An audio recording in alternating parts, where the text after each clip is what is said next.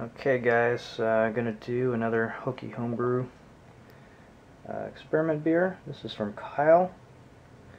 I believe from Homebrew Heaven. Somebody correct me if I'm wrong on that. He used Wyeast 1335 British Ale 2. A classic British ale profile with good flocculation and malty flavor characteristics. It will finish crisp, clean, and fairly dry. Attenuation 73 to 76, high flocculation. Yeah, so let's give this a try. Thanks, Kyle from Homebrew Heaven.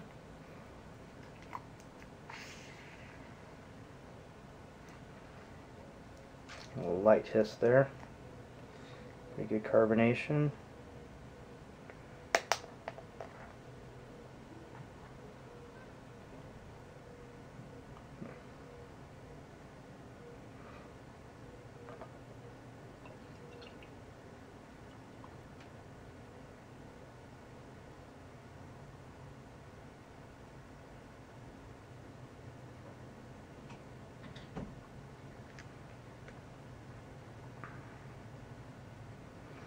Pretty good carbonation, maybe a little more carbonated than the others. Not much head as per normal for an ESB. Let's see, color is pretty much on par with the others, maybe a little bit darker than some of them. Kind of a dark copper color, fairly hazy. Let's get the aroma.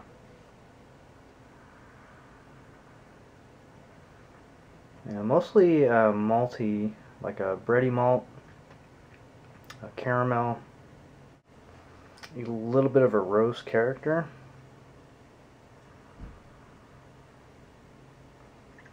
Not really getting a whole lot of esters or hop aroma. Mostly bready malts, caramel, a little bit sweet malt flavor, aroma. Give it a try. Cheers. Thanks, Kyle.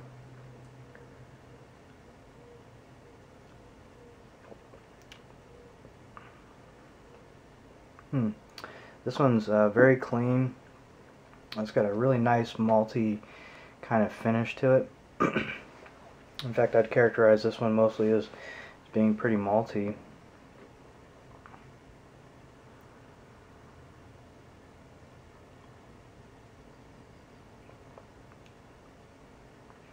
There's a little bit of hop bitterness in there, maybe a slight bit of phenolic aftertaste maybe.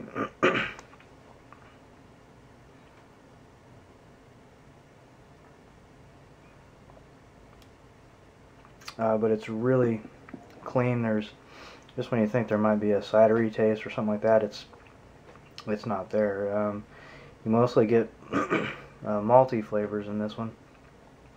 So, it is crisp and clean and fairly dry, like the description of the yeast on the website.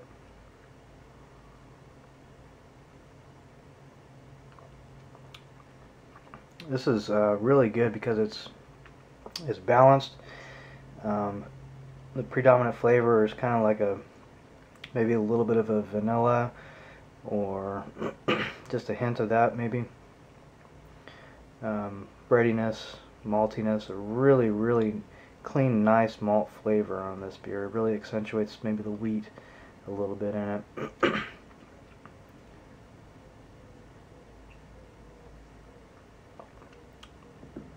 Really good mouthfeel. All of them have had pretty similar mouthfeel, I think. This one might be a little bit creamier maybe, or fuller in the mouthfeel maybe. Medium mouthfeel, I'd say. The head is dissipating, but that's to be expected. And it doesn't taste overcarbonated. I was just seeing a lot of bubbles, probably because I poured it a little bit heavy. See, it's carbonated very well. And that carbonation helps to accentuate the malt flavor in this beer. This is really well done, Kyle. I would definitely drink this again. if I was more of an ESB drinker, I would definitely buy it. In this yeast, for the clean style yeast, so far it's my favorite one out of the ones that are estery, just because of the way that it balances out the malts and really lets those malts shine in this beer. At least to me it does. Got a really nice deep rich malty aroma.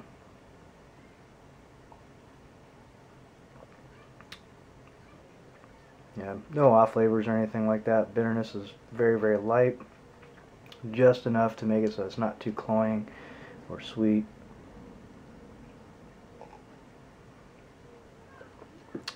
Really, really good. I like that a lot. So thank you, Kyle, for participating. I think you're from Homebrew Heaven, right? If not, I apologize to the real Kyle. Somebody comment below or something if I'm wrong there. Clarify who Kyle is. And cheers to you guys on the next one. It's time for another beer review. Hokie's ESB Yeast Challenge beer. He did Wyeast strain 1469 West Yorkshire Ale. This strain produces ales with a full chewy malt flavor and character, but finishes dry, producing famously balanced beers. Expect moderate nutty and stone fruit esters. Best used for the production of cask conditioned beers, ESB and mild ales, reliably flocculent, producing a bright beer without filtration. Which is something I wanted to say. The low carbonation, I think, on this style kind of reflects that it's supposed to be cask conditioned. Cask conditioned beers are not very carbonated, so I think that's one reason why these beers aren't, why the style isn't supposed to be that carbonated. Alright, 5.3%, 5.4% on Hokie's beer. Let's give it a try.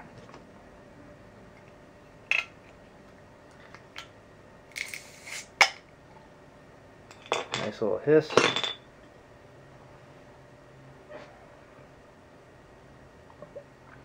Some smoke. There's smoke. Hokie's beer is smoking.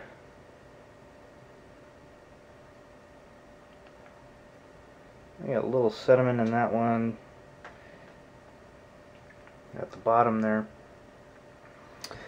Fairly vigorous pour, got a half finger head on that one. It's a little bit lighter in color. Like I said, sediment got in there, so it's fairly cloudy. All of them, except for Dorf's, really have been pretty cloudy.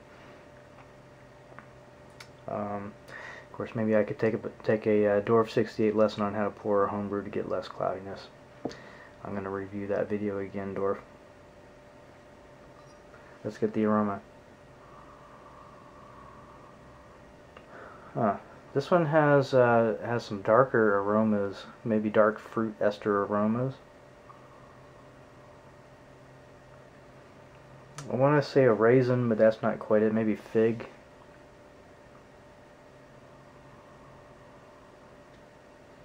You get a little bit of the malt, malt sweetness, some caramel. Maybe a little bit of the vanilla from the wheat.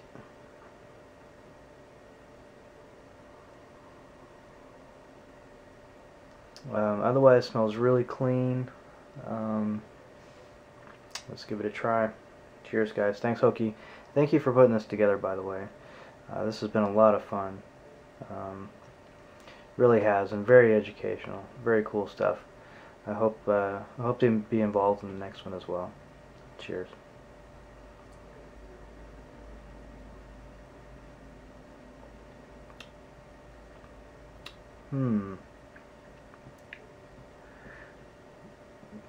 This one tastes, I want to say like light and fluffy.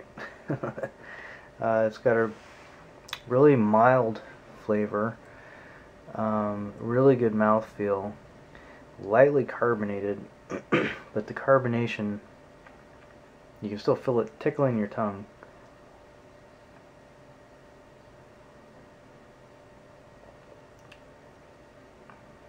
and you do get a nuttiness. Hokie was talking about that. You do get a nuttiness, and it's reminiscent in the aroma, but in the aroma it might come off as an ester, like a fig or something. But it's it's there in the flavor. It's definitely a unique flavor so far, and between the different yeasts that I've had so far.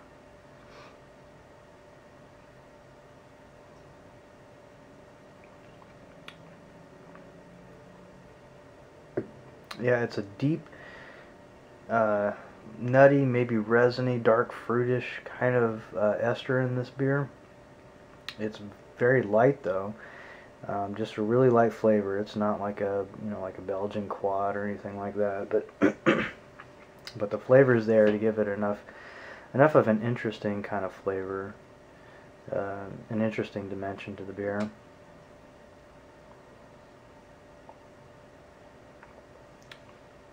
It's got a sweetness that goes along with that, almost maybe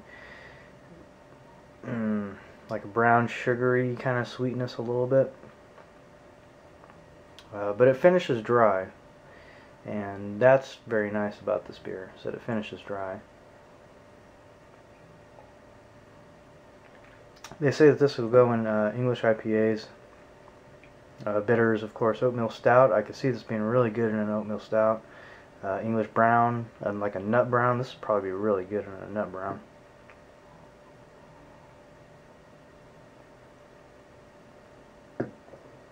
A little bit of a bitter aftertaste that lingers just very slightly.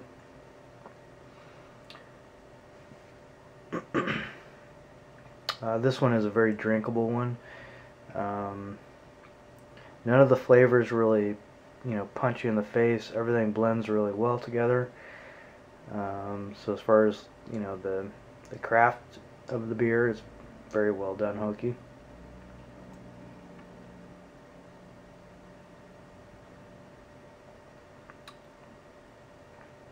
Yeah, very good.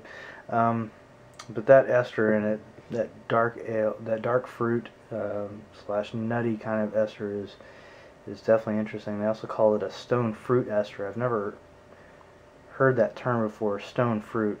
So I'm not exactly sure what that means. I'm new to that term, so I might have to Google that.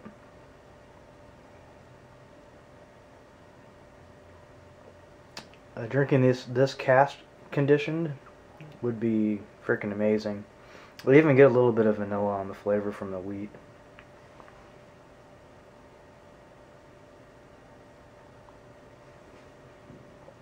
Great beer, Hokie.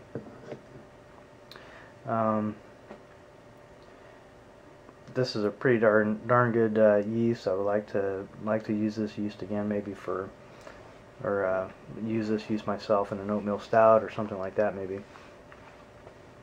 Cheers, guys. Okay, next up is Hitau's beer. Hitau.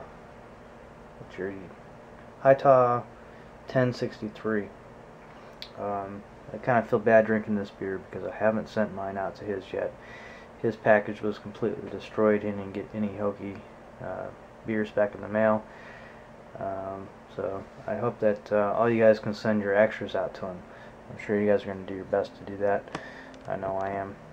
So he used the Yorkshire Square Ale, WLP1037 Yorkshire Square Ale yeast. Yeast produces a beer that is malty but well balanced. Expect flavors that are toasty with malt-driven esters, highly flocculent, and a good choice for English pale ales, English brown ales, and mild ales. Let's give this one a try. He had really high attenuation on this. I think it's because his efficiency was just really good on it. 6.5% ABV.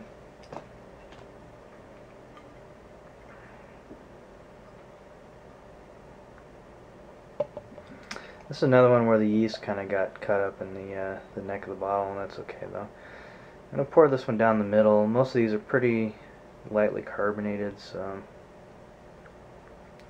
I'm getting a really good head on this one. 3.5 fingers head on this in this glass. Really light orange color compared to the others, a lot lighter in color, that's for sure. Just as hazy about as all of them have been so far. Got a little Hitau on my keyboard. Oh wow.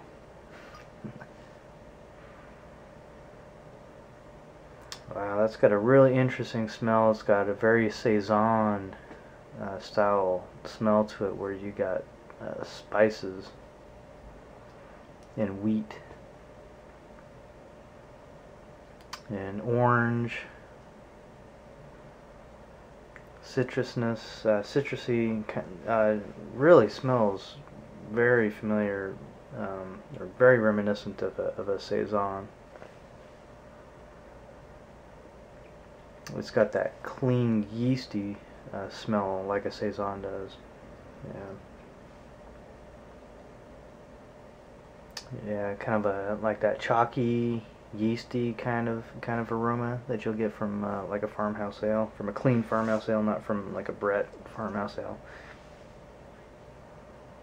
Like, you know, your Saison DuPont or something like that.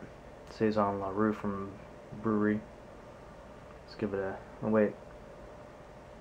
Yeah, you get a little bit of a malty sweetness there as well after that spice aroma kind of goes away.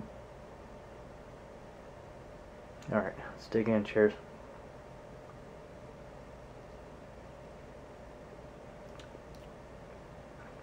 And the flavor follows the aroma big time on this.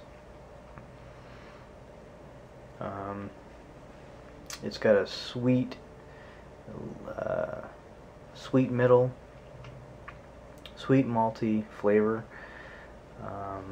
similar to a saison, a little bit of light spice.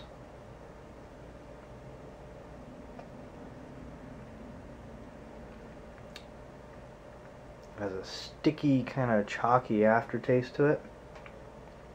Not in a bad way, of course, but in a way that makes you want to keep drinking it. Although could maybe do without that aftertaste in it. I can only attribute that to the yeast, though.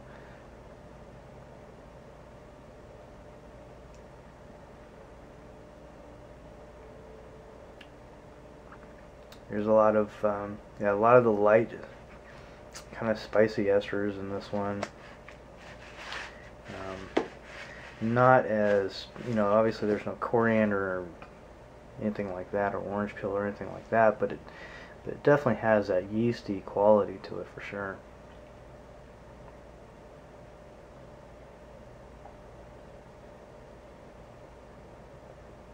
And light citrus flavors as well. So to finish off Hitau's beer, he's got really good. I had to take a pause because my camera ran out of space, about 5 minutes, and he's still got good head retention on this beer. You get some banana esters from it as well. Very much like a lightly flavored saison with a caramel touch from the malt flavor and the wheat. A little bit of an alcohol taste once in a while, but you barely notice it. It is 6.5%. But this was a really interesting yeast for me, Hitau, and I think you did a really good job brewing it. And I also hope that you get all of the beers that you deserve to get. So cheers, guys.